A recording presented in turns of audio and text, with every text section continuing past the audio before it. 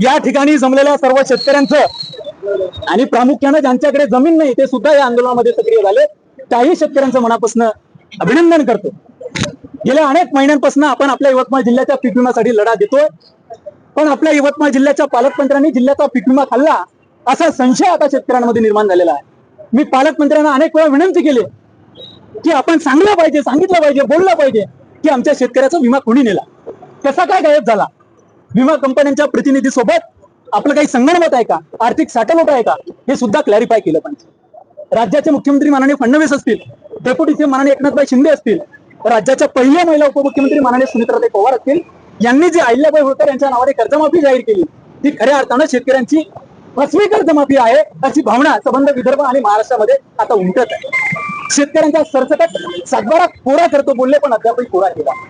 शेतकऱ्यांना हक्काचा पीक विमा तो कापसाचा, तुरीचा अद्यापही मिळाला नाही, सोयाबीनचा तर मिळालाच नाही। या यवतमाळ जिल्ह्यामध्ये मोठ्या प्रमाणात साधारणतः 9 लाख हेक्टरवरती शेती होते आणि या शेतीमध्ये साधारणतः 4.5 ते 5 लाख हेक्टरवरती मोठ्या प्रमाणात कापसाचं उत्पादन घेतलं जातं आणि उर्वरित सोयाबीनचा, तुरीचा, हरभऱ्याचा, गव्हाचा पेरा हा रब्बी मध्ये होतो, नंतर काही खरीप मध्ये होतो। पण अद्यापही शेतकऱ्याच्या मालाला प्रॉपर भाव नाही आहे।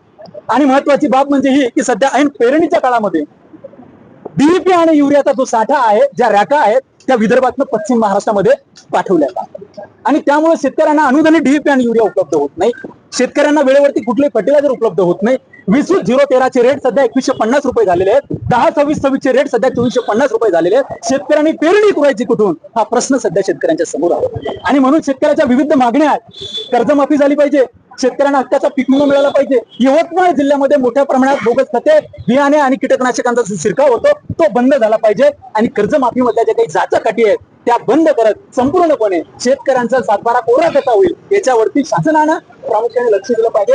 या अनुषंगानं जिल्ह्यातील सर्व शेतकरी बांधवांच्या वतीने या ठिकाणी आमचे मनीष भाऊ जाधव आहेत, माननीय संकेत सोने आहेत, गणेश अप्पा झाडे आहेत, खासकरून पैनगंगेच्या काठावर आलेले आमचे शेतकरी आहेत, आमचे कळमचे दादा आहेत, माननीय सचिन दादा मनोहर आहेत, कृष्णाभाऊ कृष्णकर आहेत, विनायकराव देवळे आहेत, अभिलाष शेळके आहेत, तरुण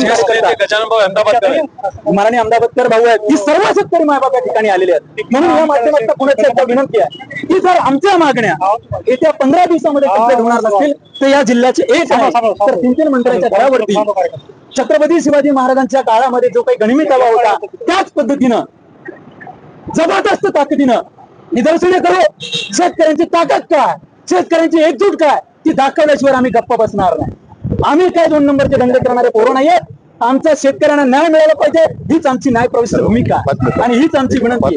ज्या पद्धतीने यवतमाळ जिल्ह्याच्या जिल्हाधिकाऱ्यांनी बाबुळगावमध्ये तात्काळ रेती तस्करांवरती कारवाई केली त्याच पद्धतीने जर जिल्हाधिकाऱ्यांनी पीक विम्याच्या संदर्भात ऍक्शन घेतली असती तर आमच्या जिल्ह्याच्या शेतकऱ्यांना तात्काळ पीक विमा उपलब्ध झाला असता, चांगल्या पद्धतीचं खत उपलब्ध झालं असतं। महाडीपीटीच्या पोर्टलच्या माध्यमातून सुद्धा ग्रामीण भागातील शेतकऱ्यांची फसवणूक होत आहे ती सुद्धा बंद झाली पाहिजे। यवतमाळ मधल्या 16ही तालुक्यातील 16ही तालुका कृषी अधिकाऱ्यांना विनंती करतो, ही विनंती नाही ही चेतावणी आहे। तुम्ही जर शेतकऱ्यांसोबत गद्दारी करत असाल तर याचे परिणाम तुम्हाला भोगावे लागतील हे आपण लक्षात घेतलं पाहिजे। त्यामुळे लक्षात घ्या, या ठिकाणी आलेल्या सर्व शेतकरी बांधवांचं सर्व शेतकऱ्यांच्या वतीने या ठिकाणी स्वागत करतो, आभार मानतो। जय जवान, जय किसान, जय जवान, जय किसान।